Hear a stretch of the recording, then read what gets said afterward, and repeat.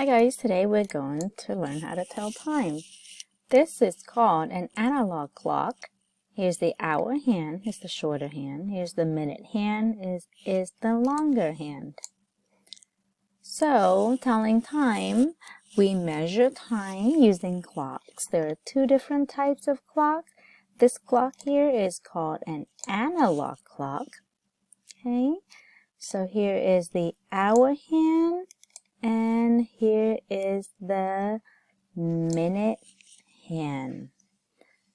Down here is the digital clock. You can see the numbers. Okay, this says the hour and this says the minute. So for this here, they both show the same time. We say 3 o'clock. This shows 3 o'clock. This shows 4 o'clock. The shorter hand, the hour hand, is pointing at the 4. This shows 4 o'clock. This shows 6 o'clock because the hour hand is pointed at the 6.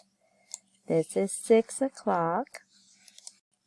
This shows 7 o'clock because the hour hand is pointed at the 7. Can you post a response to tell me what time you see on this clock? Thank you. Can't wait to hear from you.